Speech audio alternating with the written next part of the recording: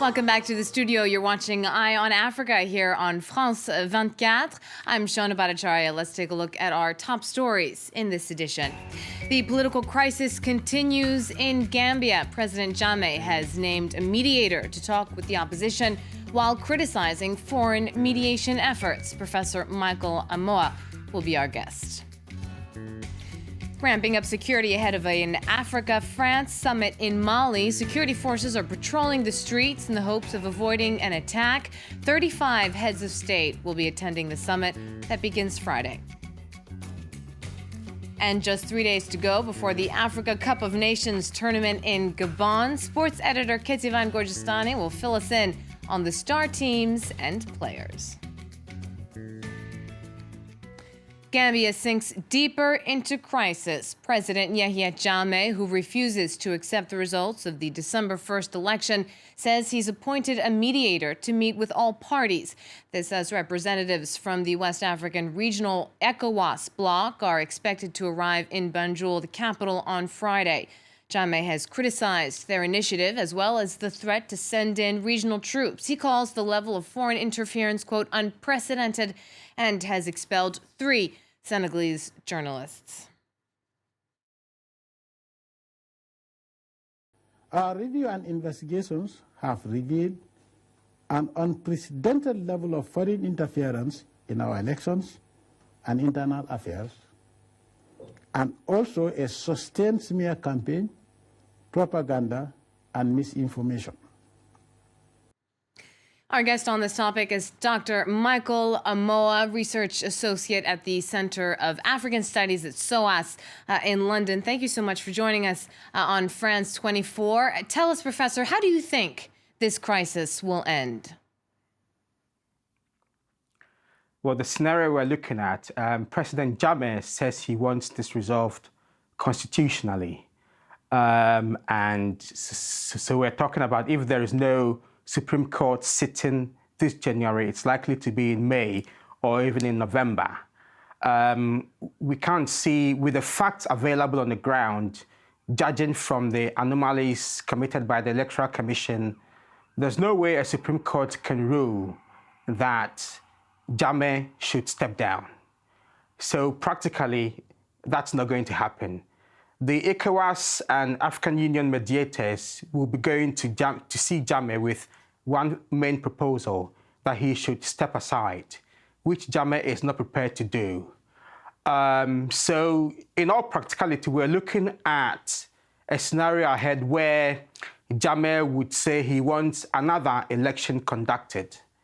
And I think that if that's what he puts forward, then the mediators should basically agree with him only on 2 main conditions: that he allows internet and social media to operate throughout the election period, and also that he allows international observers to participate, because Gambia has only 1,400 polling stations, and we can actually contribute 2 international observers to each polling station to make sure that the election is transparent, free and fair, in which the Electoral Commission cannot make any mistake, and in which Yahya Jammeh cannot dispute the election results. Now, you've said before that ECOWAS's announcement, the regional bloc, their announcement that they'll send troops into Gambia if Jammeh does not step down, that is an empty threat. Why do you say that? The ECOWAS threat to send troops, it's practically unlikely because we know their track record. In 2013, they made a lot of noise that they were going to send troops to Mali, and they did not. And in 2015, they made a lot of noise they were going to send troops to Burkina Faso, and they did not. It was only about 14 months since Burkina Faso. I cannot see ECOWAS being able to actually honor their promise or even a threat to send troops to Gambia. And in any case, if they did that, it's only going to cause more chaos and will not bring peace to the sub-region. Is that what Jammeh is counting on, you think, that fact that they haven't sent troops in before? No, I think Jammeh is actually counting on another election that will be transparent and free and fair, in which the truth will be made known by proper accountability. And I think that's really what he wants. In any case, he actually decided that he was going to relinquish power, but he only decided to change his mind because of the anomalies that have been laid bare. All right, thank you so much, Dr. Michael Amoa, Research Associate at the Center of African Studies at London in SOAS. Thank you so much at SOAS in London. Thank you for speaking to us here at France 24. Preparing for the 27th Africa-France Summit that opens this Friday. The meeting will take place in Bamako, the Malian capital, that's seen increased security measures. Some roads have been closed and hotels are under strict surveillance. Special anti-terrorism units have also been deployed to ensure security in light of the November 2015 terrorist attack on the Radisson Blu Hotel that left more than 20 people dead. Our correspondent on the ground brings you this report. The Malian capital under tight surveillance. Hundreds of cameras will monitor the streets and beyond during the Africa-France summit. Live on these screens, security teams will watch the arrival of heads of state as they move from the airport to their hotels. You can see a delegation on the screen. They leave here, and we pick them up here at the roundabout. We followed them the whole way. You can see there's less than 30 meters between each surveillance point, between each police officer. The tightest watch is being kept on hotels and the conference centre. More than 10,000 men have been deployed for the whole mission. As you can see, the guard stretches from the airport to the hotels and the site of the conference. But it even goes along to the river. Amongst the security personnel are 180 anti-terror specialists. The unit was created a year ago following the deadly terrorist attack on Bamako's Radisson Blu Hotel.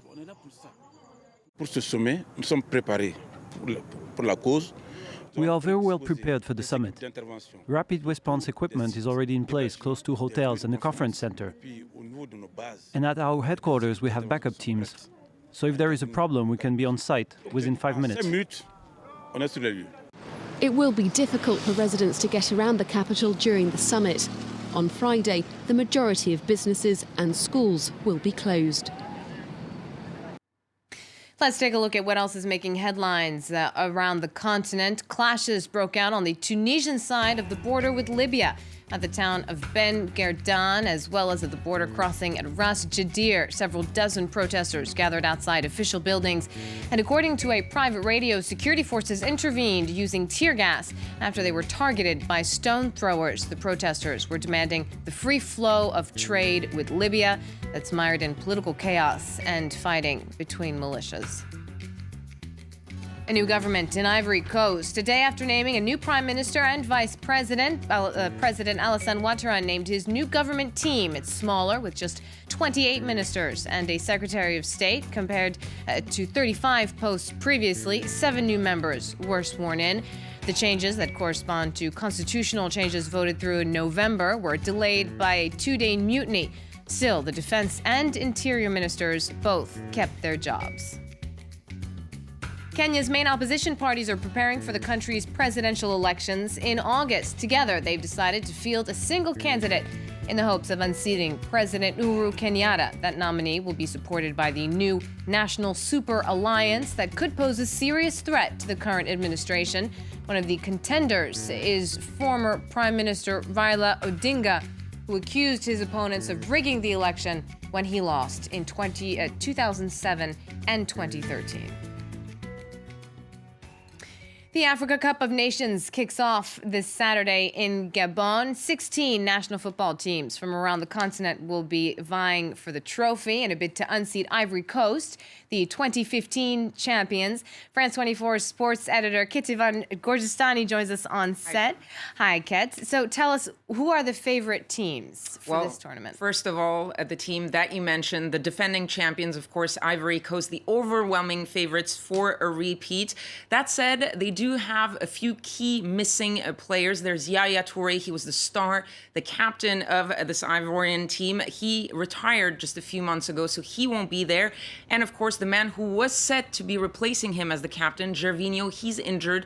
He won't be there. That said, even without these players, they are on a nearly 2-year-long unbeaten run, so they will be a very tough team to beat. Another favorite, Algeria. They have a star duo, Leicester City duo, Islam Slimani, as well as Riyad Mahrez. Riyad Mahrez was named the African Player of the Year, though they also have some troubles. They've changed coaches 3 times in less than a year, so we'll see if they can get that together for this competition. And finally, Egypt, 7-time Africa Cup of Nations champions. They're making their big return. They hadn't shown up at the competition since 2010, of course, with the Arab Spring and the unrest in the country. And among their stars are Arsenal's Mohamed El Neni, as well as Roma winger Mohamed Salah.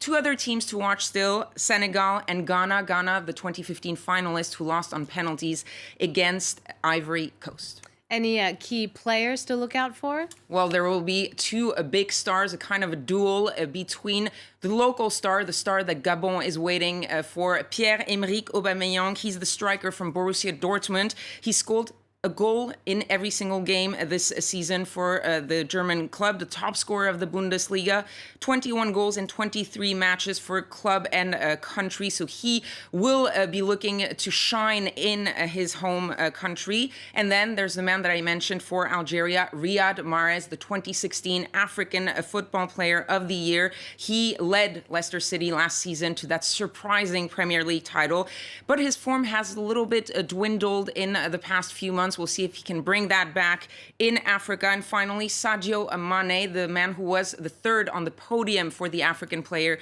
of the Year. He's from Senegal. He plays for Liverpool. He's done really well with the Reds. We'll see if he can do that with Senegal. And a couple of players to watch still.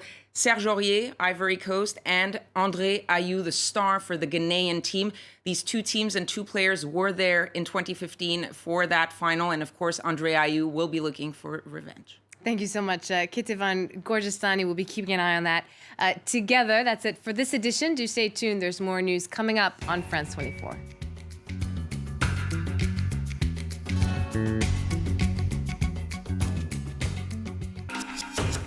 Special event. The 47th World Economic Forum takes place in Davos from the 17th to the 20th of January. Over 3 days, heads of industry and political leaders will discuss and debate the major issues at stake in 2017. Trump's presidency, Brexit, the refugee crisis, and many other topics. Join our special correspondents for the daily debates and coverage on tomorrow's economy. Don't miss Davos 2017 on France 24 and France24.com.